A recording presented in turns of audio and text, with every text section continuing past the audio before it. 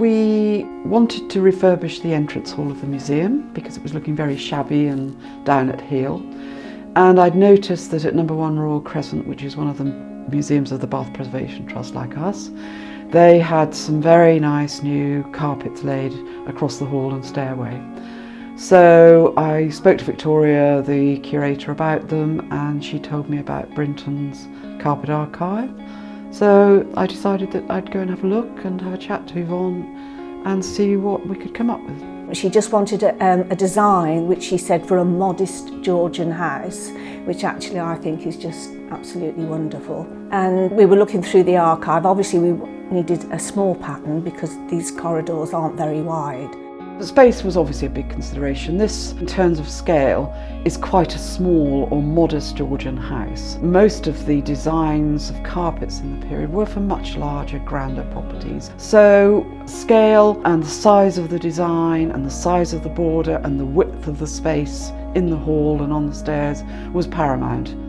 So we wanted something dynamic because visitors actually come through the front door of the house when they first come to the museum. So you need something quite substantial, something quite individual, and something inviting. Some of the design papers from the archive have already been used in this house. There was nothing large scale in the rooms, so you wouldn't have put anything large in the hall. We wanted something that was in keeping with the rest of the rooms as well. There were lots of very interesting and attractive designs. It was a very hard decision to make, and actually before we came up with this as our final decision, Yvonne sent me samples of other designs as well. The process is whenever a client does come up to see me at the archive, is that I show them all the designs of the period. A lot of the time people don't really know what they want, or they're not even aware of the designs that were around at that period.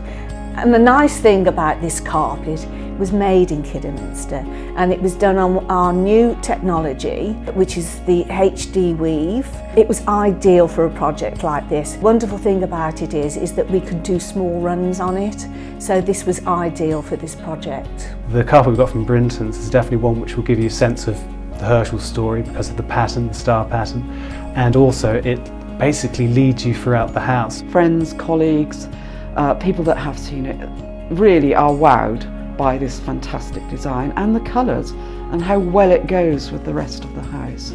I would sum up the carpet in one word. I would call it stellar. If I had to sum up the carpets in one word, it would be stunning. It would be in keeping, because what could be better than a star design in an astrology museum?